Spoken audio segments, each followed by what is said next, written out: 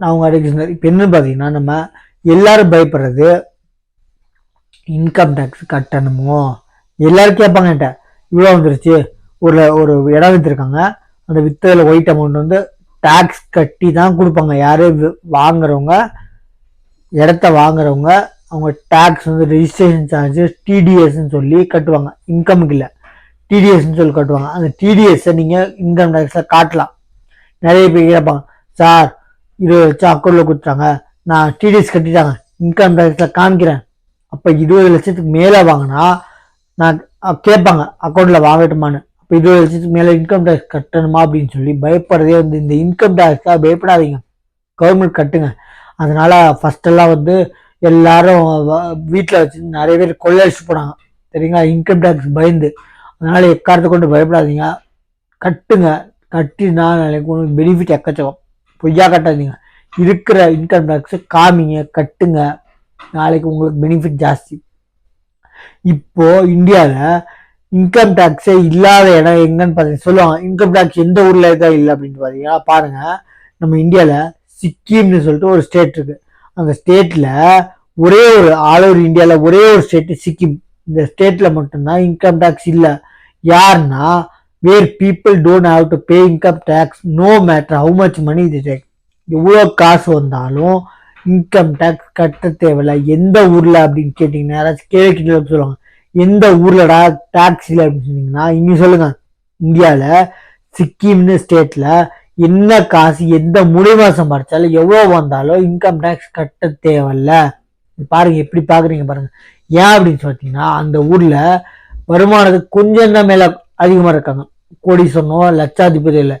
அந்த ஆக்சுவலி மேலே கொண்டு வரதுக்காக இது அந்த கவர்மெண்ட் எடுத்த நடவடிக்கை.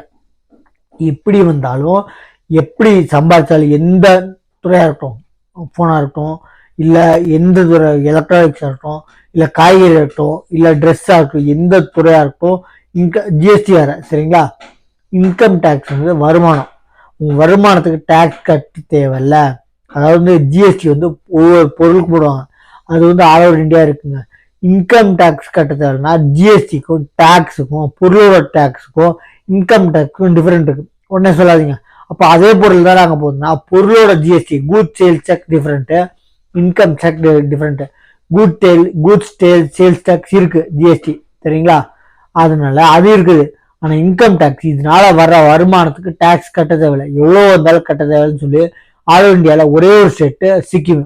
நான் அந்த ஃபோட்டோ போட பாருங்க, இன்கம் டேக்ஸ் இல்லைங்க, ஆனால் ஜிஎஸ்டி இருக்கு, நல்லா புரிஞ்சுக்கோங்க. உடனே வந்து அதே பொருள் தானே அங்கே போய் நீ கிறுக்குத்தனமா கேட்காதீங்க, ஜிஎஸ்டி வேற இன்கம் டேக்ஸ் வேற, நல்லா புரிஞ்சுக்கோங்க.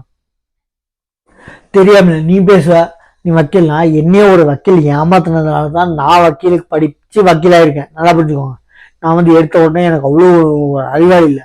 ஒரு வக்கீல் ஏமாத்தினதுனால, நான் வந்து வக்கீலுக்கு காசு கொடுத்து ஏமாந்துட்டதுனால ஏன் நம்ம படிக்கூடாது படித்தேன். கடைசியா நிறைய பேர் ஏமாத்துறான்றதுக்காக தான் வக்கீலானேன். கடைசியா அதே வந்து எனக்கு ஒரு பிடிச்சி போய் அது தொழில் அந்த துறை பிடிச்சி போய் வக்கீலா போயிட்டாங்க. நான் சொல்றேன், ஒரு ஏமாத்தின ரொம்ப ஒரு 15 வருஷம் 20 வருஷம் எக்ஸ்பீரியன்ஸ் தான் அந்த வக்கீல. அவன் என்னை ஏமாத்தின ரொம்ப சீப்பான விஷயத்துல, ரொம்ப சில்லி விஷயம், அந்த விஷயத்துல ஏமாத்தினதுனால நான் படிச்சிருக்கேன். அப்போ 3 டிகிரி முடிச்சிருந்தேன். முடிச்சதுக்கு அப்புறம் தான் சட்டப்படி படிச்சு அட்வொகேட் ஆனேன். அது எதுக்குன்னு பார்த்தீங்கன்னா, ஒரு வக்கீல் வந்து 20 வருஷம் 15 வருஷம் எக்ஸ்பீரியன்ஸ் இருக்கு அப்படின்னு சொல்லி சில்லற விஷயம், அந்த கேஸ் ஃபைல் பண்ணிட்டேன் அப்படின்னு சொல்லி அந்த கேஸை ஃபைல் பண்ணிட்டா, நான் நிறைய வீடியோ சொல்லியிருக்கேன், காசை கொடுத்துட்டோம் வக்கீல் பார்த்துக்கோன்னு தைரியத்தில் இருக்காதீங்க. அந்த மாதிரி ஏமாந்தவன் தான் நான். காசை கொடுத்துட்டோம் அப்படின்னு சொல்லி கேஸ் போட்டேன்னு சொல்லி கேஸே போடல, காசை வாங்கிட்டான், கோர்ட்டுக்கு கட்ட வேண்டிய காசு இவன் ஃபீஸ் எல்லாத்தையும் சாப்பிட்டு ஏமாத்திட்டான். அது நம்பர் கூட கேட்டுவாங்கன்னு அப்போ எனக்கு அறிவில்லை, அந்த கேஸோட நம்பர் கூட. அது மாதிரி அந்த அவன் ஏமாத்தினதால தான் இன்னைக்கு நான் வக்கீலா இருக்கு. இன்னைக்கு கோர்ட்ல பார்த்தா நீ எல்லாம் வக்கீலாமா, ஒன்னாதான் நான் வக்கீலானே அப்படின்னு, சரிங்களா. ஏன்னா ஒருத்தர் ஏமாத்திட்டான், ஏமாறு அவனை தப்பு சொல்ல, ஏமாற இருக்கான். எனக்கு சின்ன விஷயம், ரொம்ப சில்லி விஷயம், அந்த விஷயத்துல ஏமாந்ததுனால ஒரு ஒரு என்ன சொல்றது, மக்களுக்கு ஹெல்ப் ஆகட்டும்னு ஒரு வேலை ஆரம்பிச்சிருக்கேன். எக்காரணம் கொண்டு ஏமாறாதீங்க, ஏமாற இருக்க வரைக்கும் ஏமாத்த கண்டிப்பா இருப்பாங்க, சரிங்களா. உடனே வந்து நான் கிறுக்குத்தனமா சொல்றது, நானும் ஏமாந்த வந்தாங்க, நானும் அதிபுத்திசாலியில் அதிமேதாவி இல்லை. நானே ஏமாந்தது தான். எக்காலத்துக்கு ஜிஎஸ்டி வேற, இன்கம் டேக்ஸ் வேற, எல்லாருக்கும் மக்களுக்கு தெரிவிக்கணும், அது எளிய முறையில் தெரிவிக்கணும் தான் நான் சேனல் ஆரம்பித்தேன் 5 வருஷம் ஆச்சு. பார்க்குறீங்க, நிறைய பேர் பார்க்குறீங்க, ஷேர் பண்ணுறீங்க. ஆனால் அதாவது எல்லாருக்கும் சொல்கிறதா, வாட்ச் டைம் இருக்குது சரிங்களா. எனக்கு காசு சம்பாதிக்கணும்னு அவசியம் இல்லை இந்த வீடியோனால. நான் என்ன பண்ணேன், எல்லா கண்டென்ட்டும் வீடியோ போடுறதில்ல, மக்களுக்கு யூஸ் ஆகிறது மட்டும் தான் போடுறேன். ஜாஸ்தி சப்ஸ்கிரைபர்ஸ் இருந்தாங்கன்னா ஆட்டோமேட்டிக் வீடியோஸ் காலிங்களா வரும். அதனால நம்ம சேனலை சொல்கிறேன், சப்ஸ்கிரைப் பண்ணிட்டு பாருங்கள். தேங்க்யூ.